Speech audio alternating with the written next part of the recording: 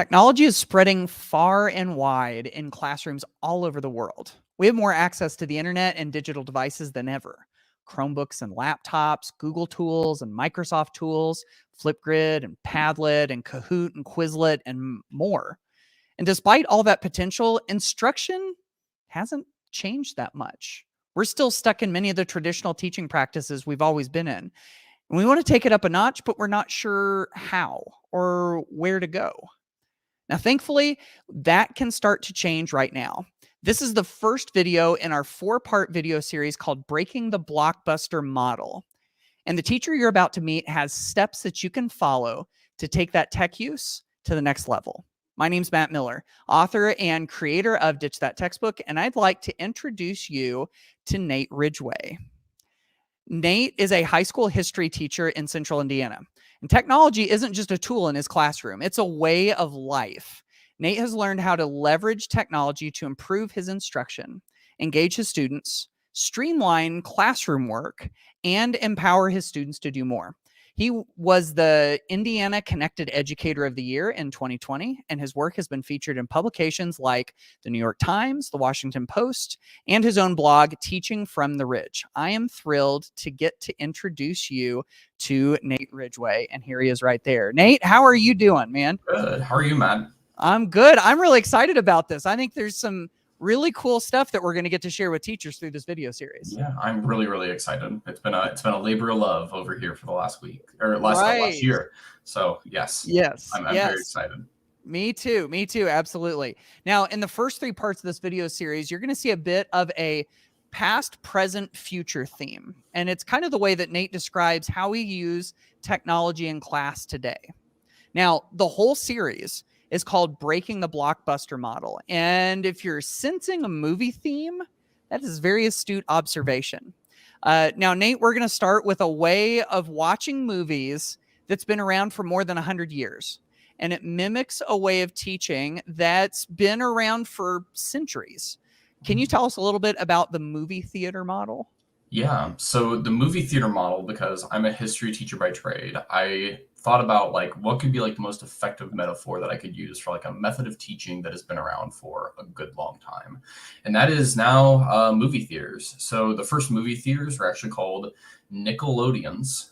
And that's because you paid a nickel to get into them, to these very short films.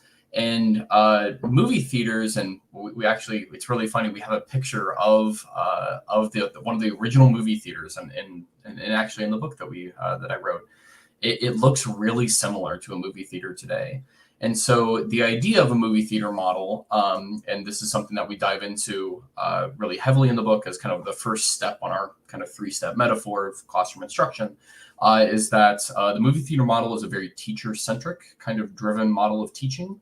It's been around for a long time, and pretty much it's in some severe need of some updates. Not to say that everything about teacher-centered instruction is bad. It just needs some renovations, essentially. Yeah. No, I think that's a very, very accurate synopsis of it. Now, we're not bringing up the movie theater model just to say that like all direct instruction is bad, right? Mm-hmm. Like, I mean, there are still times when we can do direct instruction when it's still effective, right? Yeah, absolutely. Direct instruction still is a very powerful teaching technique, but it's more about some of the ways that it's used, that it can be really used to maximize those moments of learning, when the time is appropriate for lecture. So for example, like lecture is really powerful. In the words of Steve Heimler, who's another history teacher who actually wrote a contribution to the book, that it's really powerful when it introduces people to new worlds and new lenses of thinking. And that's really important. It's also really powerful when it's paired with other good instructional techniques that actually amplify kind of essentially its effect.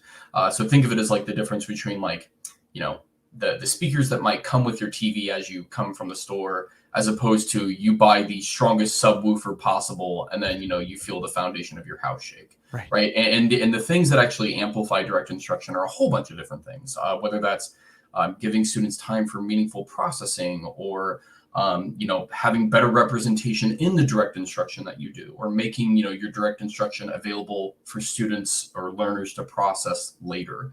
And so right here, yeah, you can see basically this is the core of the movie theater model.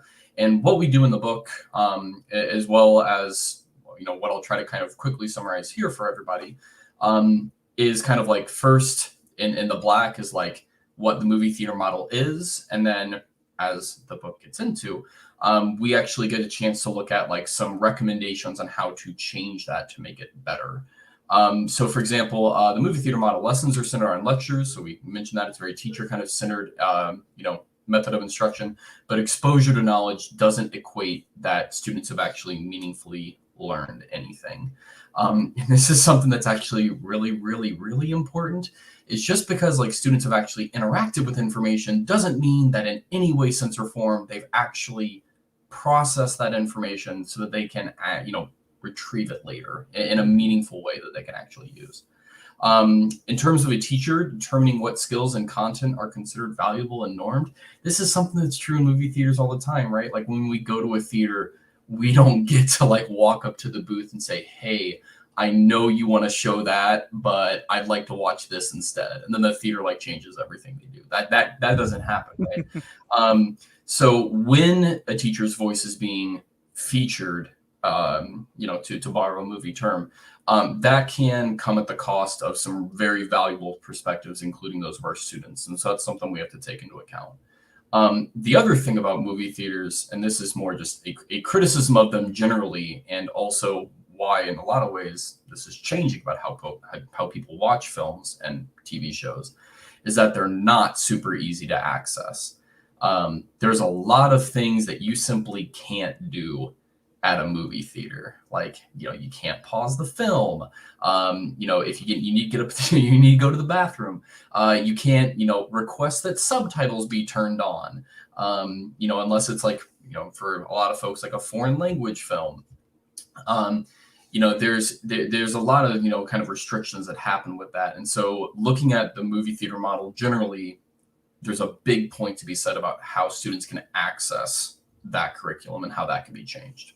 So, right.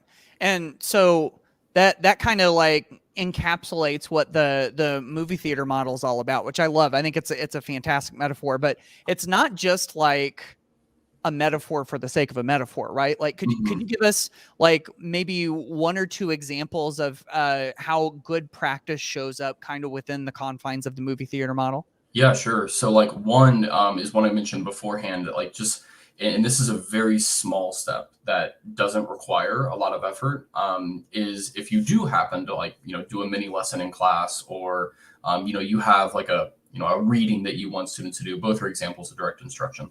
Having moments where you can simply like push the record button while you do it is an immensely like, it doesn't take a huge amount of time, right? You hit record, it saves your data, you upload it to YouTube, and then it's there forever, right? And students can always use it. And then one thing that I do with my readings in class is I simply go to Flipgrid, hit screen record, and then I will read the text to them if, for example, like, something like text to speech isn't available, or if I want to add extra annotations onto a reading, auditorily. So those are like two like easy, quick things that you can do that are more like recording focused. I think another big thing though that's true with direct instruction is that giving time students like, this is the biggest thing that I can probably promote, is that giving students time to process and retrieve the direct instruction that they've just done. Because again, like just because students sat through your mini lesson doesn't mean that they actually remember what the heck you just talked about 15 minutes ago. And this doesn't mean that like when I'm done, I hit them with an exit ticket. No, it's like, I kind of have a rule that it's like I call it do the two step. So whenever I do 2 slides worth of content, I'm doing some kind of meaningful processing activity, like turn to a partner and talk about what you learned for 10 seconds, or, go write down a haiku of what you just learned. Right. So like really simple, small things. But again, like what we're trying to do there is we're trying to have them flex that intellectual muscle of retrieving the information that they just learned, right? So they can do that on a later assessment or performance or whatever it is. Yeah, I love that idea of the two-step. Like, let's get through two things and then let's stop and do something with it. Like that keeps it from going so far that, you know, it's like, oh, my brain is so full at this point. Like, you know, kind of helps you with that cognitive load, I suppose, and keeps kids kind of involved. I think, yeah, that's fantastic. I totally love that. Now, in some teacher circles, I hear people criticize direct instruction, you know, and I mean, it's definitely got its disadvantages, and we've kind of talked about that. But you hear them say that you shouldn't just like talk at students, and I bet you probably heard this too. But we're not like totally suggesting that we totally abandon it, right? Yeah, I think like not to, you know, the old saying, like, you know, throw the baby out with the bathwater kind of thing. Right. I think that definitely applies here. That being said, like, essentially the way that I would think about it is like, imagine that all your classroom is students coming in and watching a full feature film every single day. That's going to get really stale with very limited, you know, results, as opposed to using something in a very targeted sense, like, you know, like a 10, 15-minute clip here and there, that has a much different impact, as, you know, in terms of like what students can actually pull and take away from something. So like, I think there's a couple of good things about it, like, right, like about direct instruction generally. One, it's been around forever. So like, we do have really good research on like what does work with direct instruction and what does not. You know, like, so for example, like taking notes and giving times for processing, and giving, you know, students playability in different examples. But also just like generally balancing that with the fact that if you are going to take that moment to be that singular voice in the classroom, that is a big decision, right? Because you are doing that at the cost of something else. So, and then lastly, I would just kind of say, like, with it as well, last thing I would say about direct instruction is making sure you're taking steps to ensure accessibility. It's hugely, hugely important. And so in the book, and something that I'm very passionate about, is using the framework of UDL to actually make sure that that does occur in multiple ways in my direct instruction. Sure. Yeah. No, that's fantastic. Yeah. Movie theater model, man, this is good. It's like saying if we must do direct instruction, you know, if we choose to do direct instruction, there are strategies we can use to make the most of it, to help students succeed. And our technology can help by making our instruction accessible, right? Anytime. Provide those scaffolds for students. Yeah. This has been great stuff. Thank you, Nate. Yeah, you're welcome. Yeah. And by the way, we're just getting started in this video series. This is just the first video in this 4-part video series called Breaking the Blockbuster Model. And in our next video, Nate will take us beyond the movie theater model to the namesake of this video series, the Blockbuster model. So if you're watching this, I'm curious, like, do you remember Blockbuster? Did you ever rent movies? If you were born before like 1995, probably. Yep, you're right. The Blockbuster model was successful in the movie business.